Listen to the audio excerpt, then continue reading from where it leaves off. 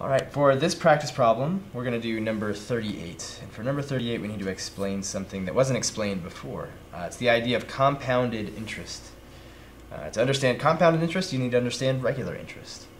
Regular interest would say, let's say you pay me $1,000. You give it to me, you're investing it in me, and I'm going to use it, play the stock market and all that kind of stuff. I expect to earn some money from that. And I'm going to pay you a little bit for that privilege. That's what banks do. That's how you have savings accounts and so on. So let's say you invest $1,000.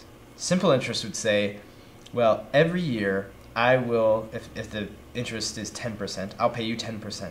Okay, so the first year I'm going to pay you 10%, right? But it increases by 10%. So the money that you have at the end of the year is going to be $1,100. Okay, great. So then the next year, I'm going to pay you 10%, but it's still 10% on that $1,000. Okay, so here's my total amount of money. I'm going to add to it 10%. So I'm not doing 1.1 here because all I want is to add money to this. Okay, so I'm going to add 10%, well, that's still $100, the same as it was before. So my total is $1,200. Okay, the next year I'm going to pay you 10% on the 1,000 again, so I'll pay you another $100. You see how I'm earning the same dollar amount every year, and I'll earn another 10%. That's not a bad deal. But compound interest works like this. It compounds. The amount of money that you earn also earns interest, where this is just interest on the original $1,000 that you invested. So compound interest work like this. You give me the $1,000. I'm going to increase it by 10%. At the end of the year, but I'm going to compound it each year. So at the end of this year, you have $1,100. Then I'm going to actually take this money, and it is going to earn, the $100 is going to earn interest along with the original 1,000. So I'm going to increase this amount next year by 10%. So this would be 1,210. And then I'm going to take this amount, and I'm going to increase it by 10% for you. Okay, so this is going to be $1,320. That's right. Yeah. And I'm going to take this amount, and I'm going to, so this is the 4th year I'm doing this, and let's say this is the last year, we're going to do this, and I'm going to increase this by 10%. So this would be $1,452.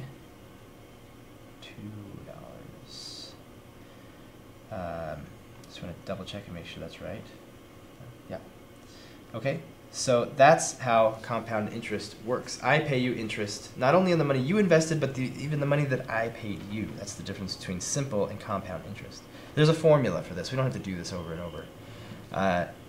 The formula is the interest. Interest is the amount of money that you have at the end of the year, or the end of some period of time.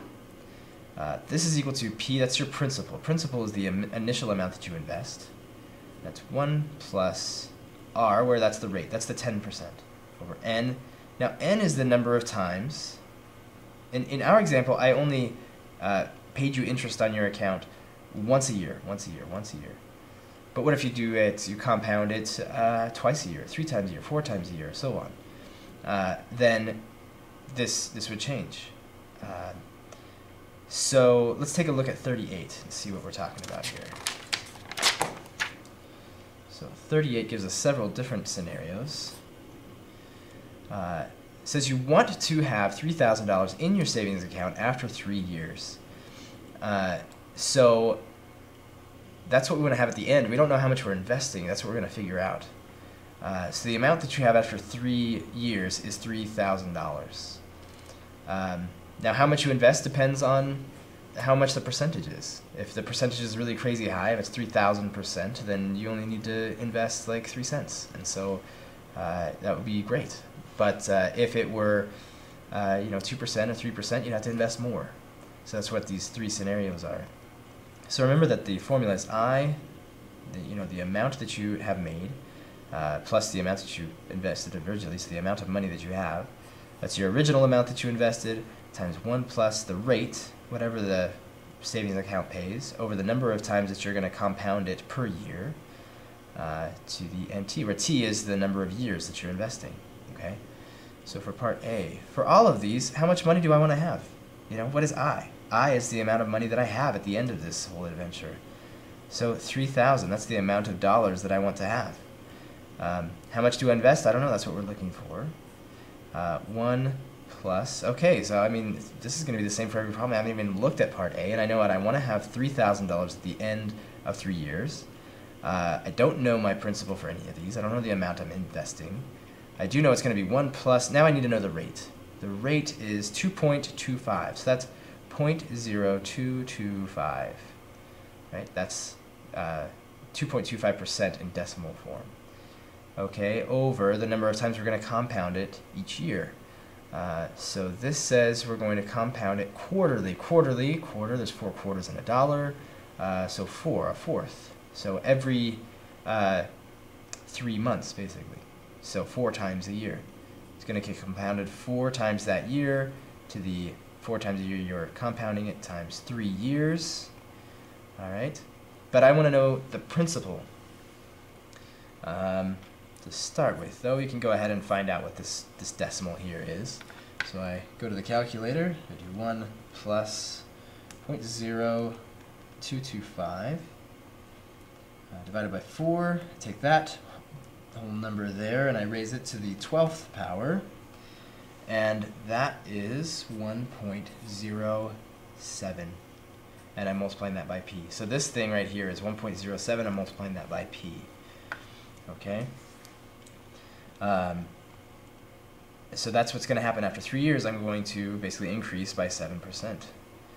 So what is P? In order to have $3,000 be what I end up with, let's divide 3,000 by 1.07.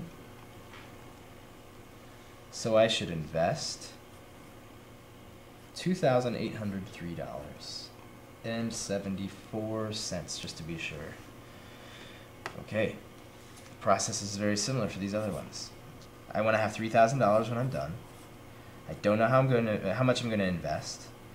And the rest of the formula here is, now I'm going to invest at 3.5%, so 0.035 over, how often is it compounded monthly? How many times a year is monthly? Well, 12 times.